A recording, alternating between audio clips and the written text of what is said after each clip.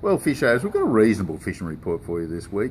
I have seen better weeks, to be honest with you, in some areas. Like, for example, Dartmouth is a little bit dead at the moment, which is very disappointing.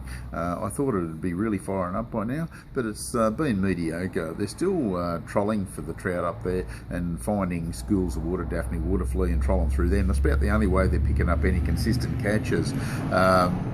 Yellow-winged Tassie Devils is probably good as any. If you want to get down a bit deeper, try the old McGrath lure. That'll cover the options pretty well.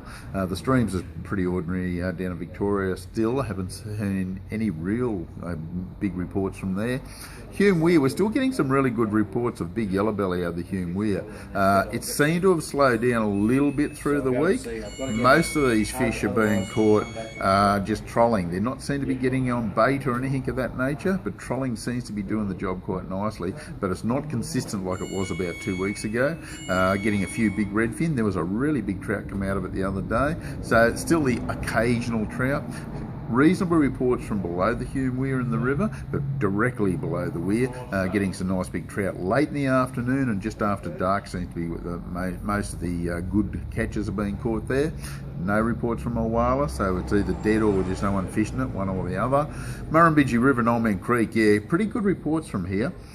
What's happening in the river at the moment is it hasn't been super consistent this week, but they are still getting some very good numbers on yabbies. Pretty well anything is getting caught on yabbies. Yellow belly, cod, even the odd silver perch. The best bait for yellow belly at the moment is yabbies without a doubt, but they're getting sort of mixed reports on the cod silver perch scene. Every now and then they seem to change a little bit. Old Man Creek, pretty much the same story there, but bait fishing isn't too bad, although lure fishing in the creek's been a bit quiet this week again, which I don't really know why, but you know, cross our fingers, hope it picks up. Won't be long before the surface lure action kicks into gear, so just keep that one in mind. Another sort of week or 2 or 3 when it warms up a little bit, I reckon we'll get plenty on surface lures again this season. It should be good. Tumut River, still high, hard to fish. Haven't heard any great reports from it. There was a few fish caught in it, but the blokes are struggling up there because of the height of the river, and it's really hard to fish.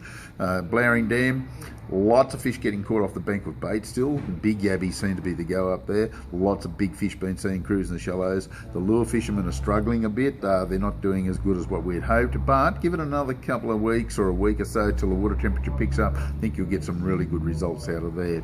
Yucca Jindabyne, not bad. I wouldn't say it was spectacular, but they're getting a few trout out of trolling.